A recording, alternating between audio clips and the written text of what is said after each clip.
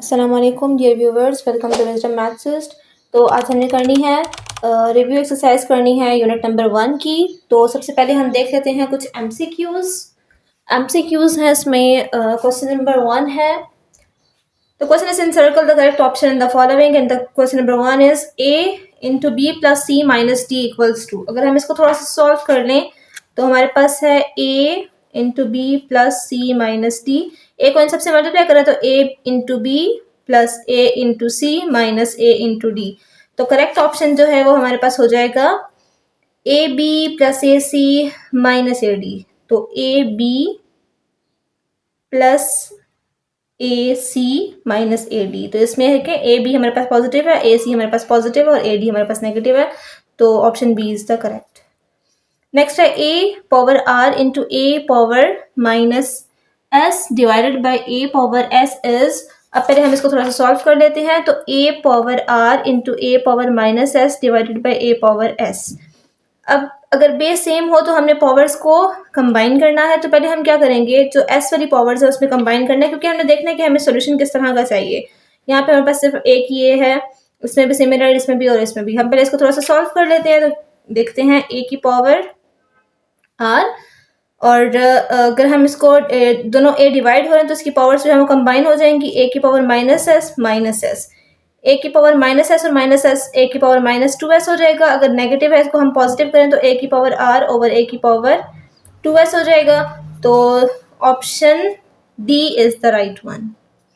Next हमारे पास है nth root of A B is equals to. अब हमारे पास जो nth रूट है तो हमने देखा था कि हम किसी भी जो रूट है रेडिकल फॉर्म में उसको एक्सपोनेंट में लिखते हैं तो 1 बाय दैट इंडेक्स नंबर आ जाता है, 1 बाय n आ जाएगा। तो इसमें हमारे पास आ जाएगा ए बी की power 1 by n। D is the correct option. Which number is self multiplicative inverse. Self multiplicative inverse का मतलब है कि जो अपना खुद ही मल्टीप्लिकेटिव इनवर्स हो। तो मल्टीप्लिकेटिव इनवर्स के लिए हम रेसिप्रोकल्स लेते हैं। अगर हम 3 का लेंगे तो 1/3 आ जाएगा, जो कि उसका अपना नहीं है। -3 लेंगे तो -1/3 आ जाएगा, वो भी सेल्फ नहीं होगा। -1 का लेंगे तो -1 ही आएगा, बिकॉज 1 by 1 इज अ 1, और 0 का मल्टीप्लिकेटिव इनवर्स एग्जिस्ट ही नहीं करता। So option C is the correct.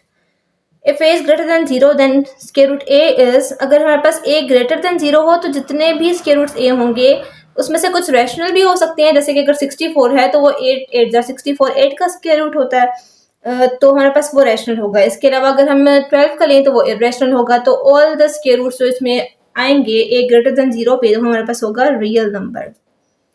इफ a plus b is equals to a, what is the value of b। अब ऐसा b की ऐसी क्या वैल्यू होगी जिसको हम जिसमें भी ऐड करें तो वही चीज आए। तो हमने प्रॉपर्टीज में पढ़ा था कि ऐसा कौन सा नंबर है जिसको हम जिस नंबर में भी ऐड करें तो वो उसकी आइडेंटिटी को चेंज ना करे। तो that is the additive identity. मतलब a plus 0 is equals to a, so b की वैल्यू हमारे पास आ जाएगी 0। If a dot b is equals to 1, what is the value of b। अब अगर हमारे पास a dot b is equals to 1 है तो हमारे पास b की वैल्यू क्या होगी। तो b फाइंड करने के लिए हम क्या करेंगे, a उसका मल्टीप्लिकेटिव इनवर्स होगा, क्योंकि आंसर हमारे पास 1 आ रहा है। तो a हमारे पास हम a dot b is equals to 1 है तो हमने b की वैल्यू फाइंड करनी है। b हमारे पास इसका रेसिप्रोकल होगा a का, तो that is 1 over a, C option.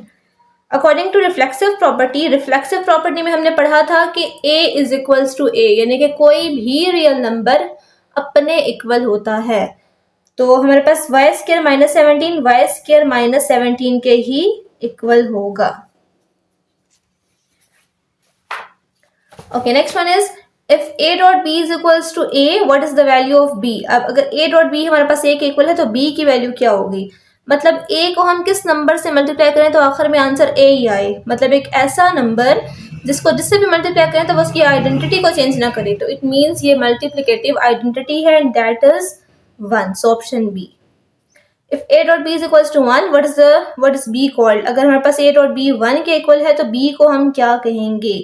अब आंसर में हमारे पास 1 आ रहा है। जब भी हमारे पास आंसर में 1 आए इट मीन्स के दो नंबर्स जो मल्टीप्लाई हुए हैं वो आपस में मल्टीप्लिकेटिव इनवर्स थे। तो हमारे पास b जो है वो मल्टीप्लिकेटिव इनवर्स ऑफ a कहलाएगा। इस commutative property does not hold with respect to. Commutative property के रिस्पेक्ट से होल्ड नहीं करती। अभी हमने कम्यूटेटिव प्रॉपर्टी पढ़ी थी एडिशन के रिस्पेक्ट से कि a plus B is always equals to b plus a। ठीक, 2 plus 3 is always equals to 3 plus 2. Similarly 2 multiplied 3 is always equals to 3 multiplied by 2. तो इसका मतलब एडिटिव में तो करती है, एडिशन में भी करती है, मल्टीप्लिकेशन में भी करती है, सब्ट्रैक्शन को अब हम देखते हैं। अगर हम 2 माइनस 3 करें तो it is not equals to 3 minus 2, क्योंकि यहाँ से आंसर -1 आता है और यहाँ से 1 आता है, तो इट मीन्स कि सब्ट्रैक्शन में कम्यूटेटिव प्रॉपर्टी होल्ड नहीं करती। Represent each number number line, तो ये मैंने एक्सरसाइज नंबर 1.1 में आपको बहुत डिटेल में समझाया है। होप सो आप ये क्वेश्चंस खुद से प्रैक्टिस करेंगे और हो जाएंगे। नेक्स्ट हमारे पास है एक्सपोनेंशियल एक्सप्रेशन, हमें गिवन है, इसको हमने रेडिकल में कन्वर्ट करना है, और उसके बाद नेक्स्ट है प्रॉपर्टीज हमने अप्लाई करनी है एक्सपोनेंट्स की।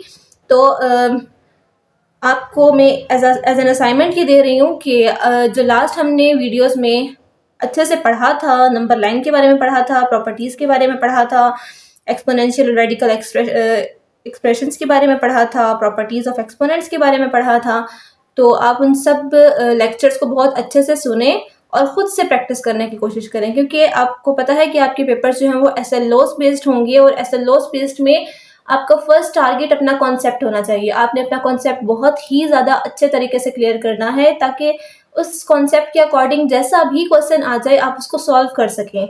सो मैक्सिमम क्वेश्चन जो है वो आप खुद सॉल्व करने की कोशिश करें अपना कॉन्सेप्ट क्लियर करने के बाद।